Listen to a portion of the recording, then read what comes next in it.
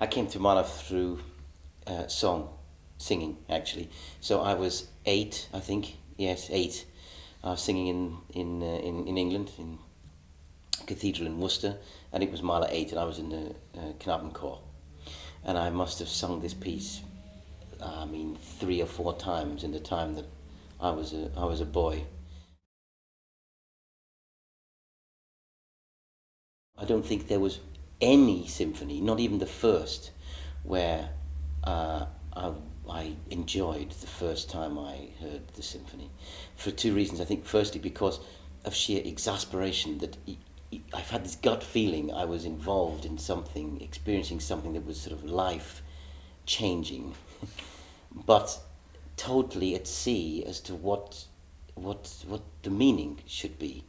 And I suppose that feeling of completely being lost, but yet somehow drawn into something was the reason why I think actually when I eventually became a conductor, that then the search process of actually working out what these symphonies, how they're built, what their form is, what the narrative could be, on all the other myriad of problems. There are no real answers, I don't think. I think anything I've read and anything I've discovered by seeing in the score, um, always there's always the opposite. There's always something else pulling it in the other direction as well. So I come to the conclusion that it's important to keep discovering and to challenge everything you think you know, or think you've read, or think Mahler said, or that Alma said, or that somebody else like Adorno has said about these works. And if you keep challenging that, then you find out ending by discovering your own way into this huge story, and the dichotomy of no, that I don't believe this, or yes, I do believe this. Then it's never ending. You have to give yourself. There's no doubt about it. And when you're in it, especially if you're doing it without a score, which I try and do nearly all the time, then you are so involved in it that the story. But there's a purity involved because I feel as though you're presenting struggles of whole humanity within it, and therefore you are responsible for. Can I say that? Yes, you're responsible for the sort of the soul of humanity through this music, and therefore it's not. It's like reading the Bible, isn't it? There's a certain abstractness about the who you yourself are of no value whatsoever. Yet the energy of the music has to take every energy you have in you. So it's this pull between not being there, in the same way as it I find actually performing Bruckner. It's how do you? It's the same way you're being pulled by something that is far far greater than you are. You're holding hopefully the reins and making the structure and filling out structure, filling out form, but you aren't it's not about me. It's not about me. And when it really works, it's as if something else is some other force is being happening. Perhaps that's what conducting, of course, is all about. Is that you're ending up by taking energy from somewhere else and through the power of the musicians, and you're dealing with something that where you yourself get out of the way.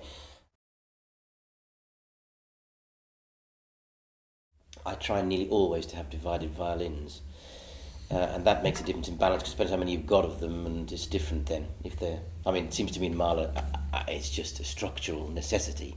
I need to know that the adagietto starts with the second violins and then goes with the first violins, and they're two different things on two different sides. If they're just next to each other, I've lost that.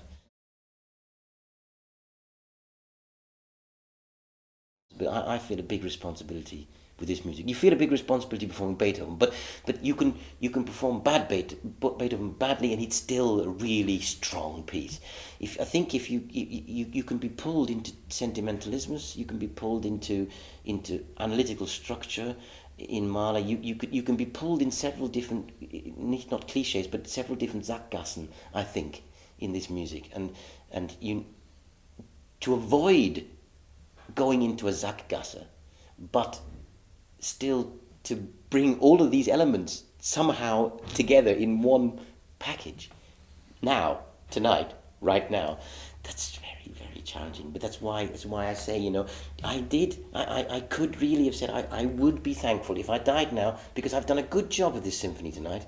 I've done it. We've been through everything. We've fought and we've struggled and we've died, and we're dying now. But it's all right. It may be oblivion. We don't know what, but I think I'm all right.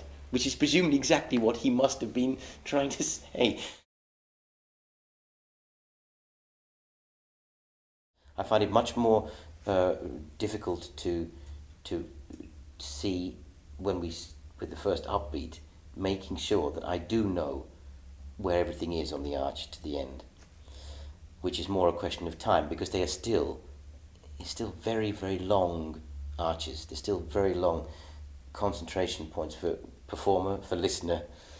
And therefore, you're right that if one of the structural blocks gets pushed out of position in terms of what's happened before, what you're expecting, then of course you have broken your narrative, you've broken your story, and you can't repair that in the performance. You're stuck with that. Third movement of the second has to be at exactly the right point and the right speed. Otherwise, the last movement doesn't work, and that goes for the whole thing. I personally cannot think of any music that isn't always on the move. I don't like that. I mean, marches are marches, but even within a march, I mean, even the march itself, you could say, is this a Wunderhorn march? Is it? Are we talking about the soldier, or is it World War One and we are going over the trenches and we are going to get killed?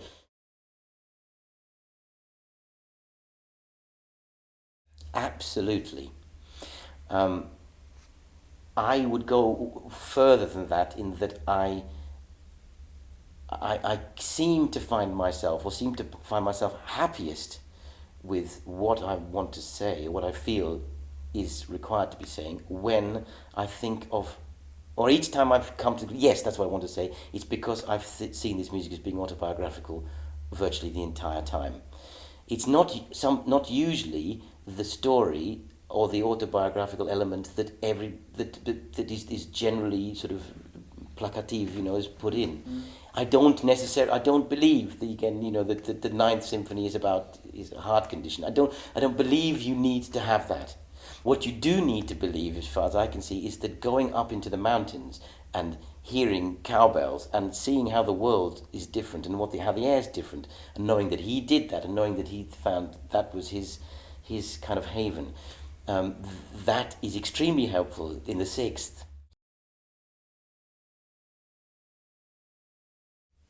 Yeah, of course.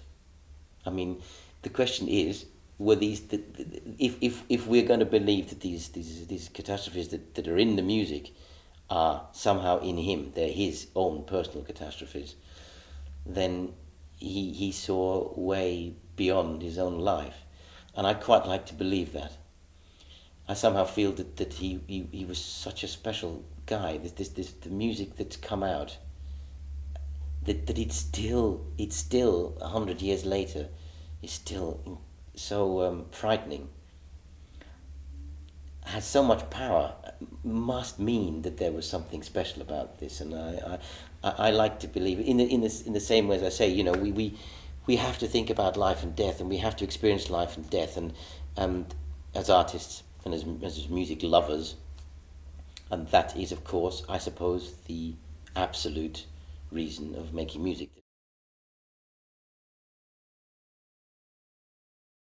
Yes, of course. Yes, yes. I mean, I live in Switzerland. I mean, yes, yes, yes, yes. And it's not just the cowbells, is it? You're absolutely right. It's the smell of the air. It's the way you feel up there. It's the way that somehow you see the church down there, and your problems are slightly further away, and you. Well, that's why I say that the tragic element in the third movement, because that's the biggest bit of Kuglochen in the whole symphony, isn't it? And I'm sure it's about her. I'm sure it's about him and her. And I feel this kind of longing. I mean, you want to see how he wrote. As soon as he knew that she was having an affair, he writes in a completely different way to her. I don't know. I hope I'm not the sentimentalist who just thinks everything is about love. Keep questioning. No, I write in my scores. Surely this means this. July 2004. No, of course it doesn't. It means this, idiot. 2006. No, you fool! I do. I let these things in because I have to know what I'm thinking about these things, and then I say, no. Is this question? Where does this come from? I know this, and so these scores are full of all sorts of diaries of talking to myself.